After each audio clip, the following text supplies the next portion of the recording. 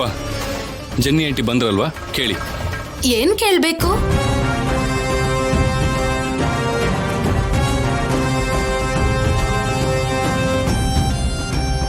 ನನ್ ಸೊಸೆಗೆ ವಿಷ ಹಾಕಿದಾರಲ್ವಾ, ಅದ್ರಲ್ಲಿ ನಿನ್ ಕೈವಾಡ ಇದೆಯೇನೋ ಅಂತ ನನ್ ಮಗನ್ಗೆ, ನನ್ ಗಂಡಂಗೆ, ನಮ್ ಬೀಗ್ರಿಗೆ ನಿನ್ ಮೇಲೆ ಅನುಮಾನ ಬಂದಿದೆ Jenny aunty.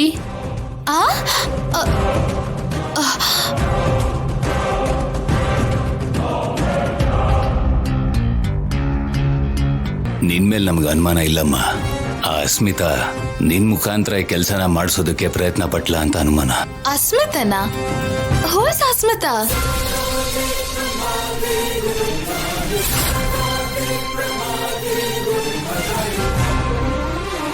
Mummy, who's Asmita? ಕೇಳಿಸ್ಕೊಂಡ್ರ? ಅಸ್ಮಿತಾ ಯಾರು ಅಂತಾನೂ ಜೆನ್ನಿ ಆಂಟಿಗೆ ಗೊತ್ತಿಲ್ಲ. ಇವ್ರ ಮೇಲೆ ಅನುಮಾನ ಪಡ್ತಿದ್ದೀರಾ.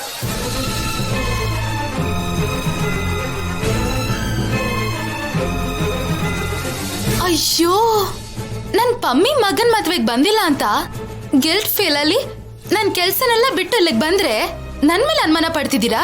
ನನ್ ಪ್ರೀತಿ ಮೇಲೆ ಅನುಮಾನ ಪಡ್ತಿದ್ದೀರಾ? ಅಯ್ಯೋ, ನೀವಿಂತ ಕೆಲಸ ಮಾಡಿದೀರಾ ಅಂತ ಅಲ್ಲ, ನಿಮಗ್ ಗೊತ್ತಿಲ್ದೇನೆ ಆ ಅಸ್ಮಿತಾ ಏನಾದ್ರೂ ಮಾಡಿರ್ಬೋದಲ್ವಾ ಅಂತ ಅದಕ್ಕೆ ಕೇಳಿದ್ವಿ. ಎಲ್ಲಿಂದ ಬಂದ್ಲೋ ಗೊತ್ತಿಲ್ಲ, ಎಲ್ಲಿಗೆ ಹೋದ್ಲು ಅಂತನೂ ಗೊತ್ತಿಲ್ಲ. ಎಲ್ರ ಕಣ್ಣಿಗೂ ಮಣ್ಣೆರಚಿ ನನ್ನ ಮಗಳಿಗೆ ವಿಷ ಕುಡಿಸು ಹೋಗ್ಬಿಟ್ಲು ಅಸ್ಮಿತಾ.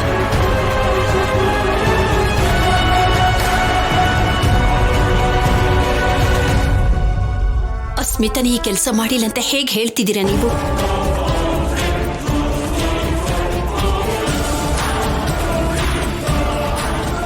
ಏನಾದ್ರೂ ಆಗ್ಲಿ, ಸ್ವಲ್ಪ ದಿವಸ ನಮ್ಮ ರಾಜಿ ನಮ್ಮನೆಗೆ ಬಂದಿರ್ತಾಳೆ ಅಷ್ಟೇ.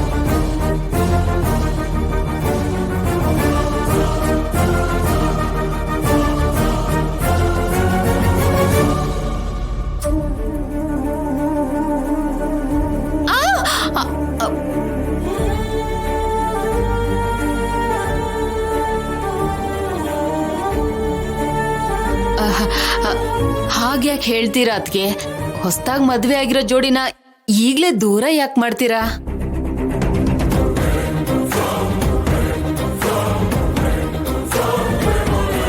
ನಂಗೇನು ಆಗಿಲ್ಲ ಅತ್ತೆ, ನಾನು ಎಲ್ಲಿಗೂ ಹೋಗಲ್ಲ, ನಿಮ್ ಜೊತೆನೇ ಇರ್ತೀನಿ. ನೀನ್ ಸುಮ್ಮನೆ ಇರು ರಾಜಿ, ನೀನ್ ಅಳ್ಬೇಡ. ನಿನ್ ಜೊತೆಗೆ ನಾನು ಕೂಡ ಬರ್ತೀನಿ.